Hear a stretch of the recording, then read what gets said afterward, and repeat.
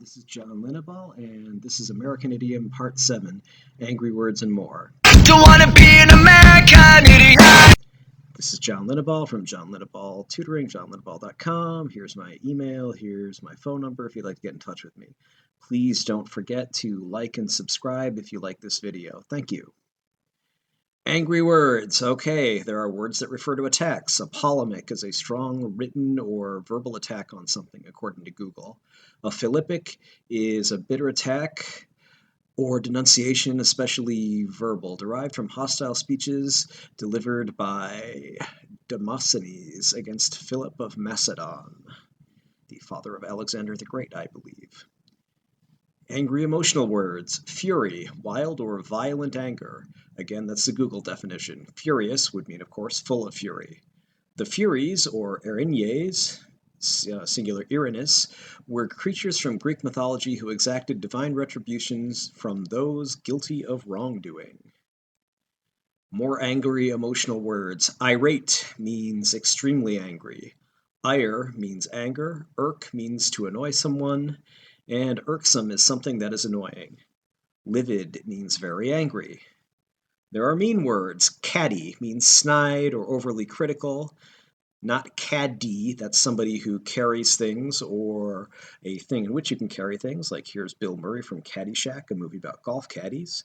Here's a caddy for silverware. And here's Caddy, the Cadillac car. Anyway, that's not what it is. Catty, C-A-T-T-Y, like a cat. You know. If you've ever heard anyone say that after someone says something nasty, that's what they mean, is that they're being catty, like a cat. More mean words. Bitchy, overly critical and harsh. Don't use this in formal writing. It's rude. It's considered to be vulgar. So a bitch, of course, is a female dog, literally, and the other figurative meaning of a bitch is usually somebody who's not nice, usually a woman. Snide. Okay, snide means making indirect, rude remarks, often barely disguised as compliments or backhanded compliments, or concern or constructive criticism. Oh, the food at college must be very good to a kid who's gained the freshman 15 pounds. Or, oh, you look very healthy, that kind of thing. That's a snide remark, and this is the cartoon character, Snidely Whiplash. Okay, argumentative words. Ad hominem or ad feminem literally means to the man or to the woman, that is literally attacking the person rather than his or her position. Anomalous means unusual, often used as a euphemism for stupid or crazy. A judge might say in an appellate opinion, to rule any other way would cause an anomalous result. I actually did have someone ask me, does anomalous mean stupid? This was a lawyer who asked me. And yes, it means unusual, but the judge meant stupid. It's kind of like when somebody says, oh, that's really interesting, when they mean, wow, that's not even close to being right. Argue, to try to convince someone using a series of logically connected statements. Going for an argument. Well, an argument's not the same as contradiction. Can be. No, it can't. An argument's a connected series of statements to establish a definite proposition. Convince is to try to win someone over to your way of thinking. To connive is to try to scam or con someone to deceive or cheat that person. And here's some advice. Never argue with a fool. Onlookers may not be able to tell the difference. When a wise man argues with a fool, it's hard to tell the difference. An ad hominem fallacy is something you're wrong because you're ugly. Ad hominem attack, you're wrong and you're ugly. Okay. Contradiction. So the Monty Python Argument Clinic. Going for an argument. Well, an argument's not the same as contradiction. Can be. No, it can't. You can have something like yes, no, yes, no. So to contradict means where you're just saying one thing and then the other person is saying the opposite, or you can sometimes even contradict yourself, like this woman here. Me, I love minding my own business, and then also me, so you can see she's got a video camera aimed at somebody who probably doesn't know that they're watching or that they're being recorded, that they're being watched rather, or being recorded. So a contradiction in terms is a phrase that when read literally can't make sense, usually containing a descriptive word that's exactly the opposite of an inherent quality of the thing or action being described. Can also be an oxymoron, something that's a figure of speech that is apparently contradictory, appears in conjunction, a paradox. Like the old Pink Floyd video, The Delicate Sound of Thunder. Well, thunder isn't very delicate, is it? Parting is such sweet sorrow. Well, sorrow isn't sweet. So that's an oxymoron, or it's also a paradox. Okay. A paradox can also be a contradiction in terms that's figurative or, if not a literal way, as I just said, parting is such sweet sorrow. There was a course when I was in college, it was kind of a January winter study course called The Paradox of War that some first year students had to take. So, war is insanely destructive, but also leads to technological developments such as the Haber process, also allows leaders to emerge and new ways to develop, and also a riddle that can't easily be answered. Either answer leads to a problem. So, which came first, the chicken or the egg? Well, if the egg came first, then okay, then what laid the egg that led to the chicken? If the chicken came first, well, don't chickens come from eggs? How could that happen? Of course, what really happened there is just some animal that was an ancestor of the chicken laid the egg that became the first chicken. But time travel paradoxes, if you like sci-fi movies or TV or books, you've probably seen things like that. Somebody goes back in time. A man travels in time. He creates a new timeline by killing his grandfather. So his grandfather dies. That means that the father was never born, which would mean the man could never be born. Now, in a PG-13 or R-rated sense, you could say, well, that's only assuming that the person this man thinks is his grandfather is killed. So grandma could have fooled around with somebody else, leading to leading to the man, and the grandpa never knew it, and the father never knew it, and the man never knew it. But anyway, assuming that he actually killed the proper grandfather, that would lead to a time travel paradox. How could he have ever existed in the first place to travel in time to kill his grandfather if he killed his grandfather before his grandfather fathered his father? Okay, fathered the man's father. All right. It's a mystery. In Catholic and probably other religious church terms, you can see George Carlin, Heavy Mystery. Father, hey, if God is all powerful, can he make a rock so big that he himself can't lift it? More argumentative words. Controversial, something about which the people have very different or extreme opinions. Cynical, mocking, assuming people have the worst motives. Give a cynic an inch and he'll measure it. Debate, logical argument, pro and con.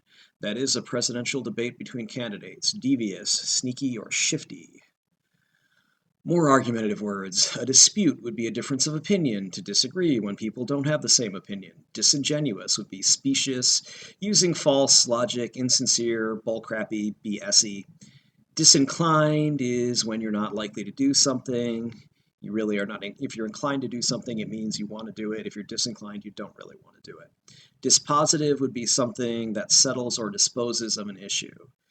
Well, this person gave it to someone else as a gift. Once you've given it to someone as a gift, that person doesn't have to give it back to you no matter how bad you want it back. So the fact that you gave it to someone as a gift is dispositive in this case.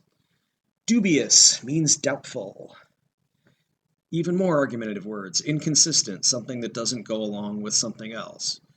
Well, if you wore your raincoat to school and it was raining outside, then how come you're wet? Wouldn't the raincoat have kept the rain off you? Something like that. Illogical, something that doesn't make sense. Lots of things are illogical. Well, if you don't like bologna, why do you always take a bologna sandwich with you to school every day? That's illogical. Incomprehensible, can't be understood. If in response to a question I go wibble wobble frabba frabba frabba, that would be incomprehensible. That's not English. Illegible, can't be read.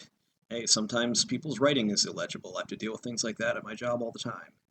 Persuasive, something that would convince someone of something.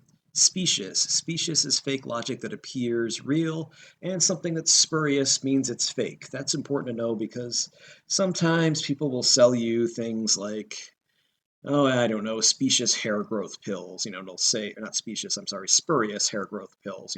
They don't really do anything, and then, if you try to sue, they'll say, no, they're spurious hair growth pills, so that means they're fake. So you bought them and you should have known that word means that they're fake, so you can't sue us.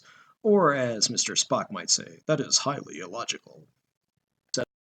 Harass. Google says harass means subject to aggressive pressure or intimidation. So if you subject someone to aggressive pressure or intimidation, Or synonyms: you pester, badger, hound, harry, plague, torment, bedevil, persecute, bother, annoy, exasperate, worry, disturb, trouble, agitate, provoke, or vex someone, you are harassing that person. So if you aggressively pressure or intimidate someone, you are harassing them. Harangue, according to Google, a lengthy and aggressive speech. So that's a speech that this guy here might give. Harass and harangue is a common phrase, some would even say a cliche, used to describe when someone's being berated, put down, harassed, yelled at, attacked verbally, etc. Caveat is a warning.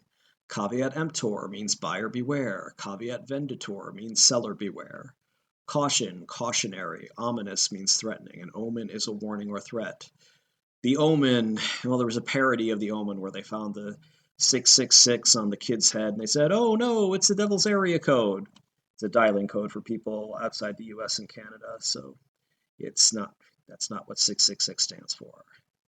More words of warning. Harbinger, warning. Harbinger of doom is a common phrase. Heed, as in take heed, pay attention. Take heed. First recorded motor accident in Great Britain involving the death of the driver occurred on Grove Hill on 25th February 1899. This plaque was unveiled on the 70th anniversary of the mayor of Harrow, Alderman Charles Stenhouse. Okay. Heedless, someone who doesn't pay attention. Bad words describing bad things. Noisome means stinky, not noisy. Odious, hateful. El odio would be hate in Spanish. Rank, stinky, terrible. What is that rank odor? Phew, what stinks in here? You are a rank amateur. You are really bad at what you're doing, obviously a newbie and not a pro. In other words, you stink in the figurative sense. You don't literally stink, but you're really bad at something. Irresponsible words. Cad. My card, you cad. Again, you could say someone is caddy, but that's not normally how people say it. They say catty when you're being rude. Caddy is just somebody who carries things around, or a Cadillac. Hedonist. A person whose first priority is the pursuit of pleasure. See also hedonic, relating to or characterized by pleasure, and anhedonia, which is the state of feeling no pleasure. Negligent is failing to use ordinary care through ignorance or stupidity. Reckless is irresponsibly ignoring a significant known risk, acting without regard for consequences. Legally, it's worse than negligence because it means you actually knew there was a risk and you ignored it, whereas if you were in negligence, you might have just been so stupid or so ignorant that you didn't know there was a problem.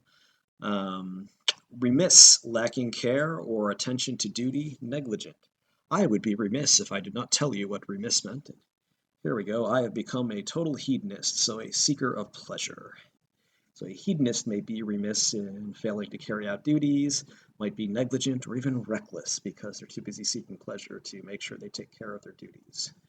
More irresponsible words. A rake, not the garden tool. According to Google, a rake is a fashionable or wealthy man of dissolute or promiscuous habits. Also could be a spendthrift, a person who spends extravagantly and irresponsibly, or a wastrel. According to Google, a wasteful, so like a spendthrift, or just a good-for-nothing person. Did you find this video useful? Please like it and subscribe to this channel. Neither action costs you anything. You'll be alerted about my new videos. Why do I care? It's simple. YouTube doesn't let me share any ad revenue unless I have 1,000 subscribers and 4,000 hours. That's 240,000 minutes of view time in a year. While many people are watching these, I don't have 4,000 hours of watch time, and I don't have anywhere near 1,000 subscribers. For the same reasons, you're not only welcome, but encouraged to share links to this video, put it in playlists, etc. I'm always happy to read and respond to constructive criticism or suggestions for new videos. And of course, I reserve the right to delete comments from and block those who specialize in destructive criticism, trolls, or things that are off topics, things posted by spammers and disturbed people. Thanks. Have a good day.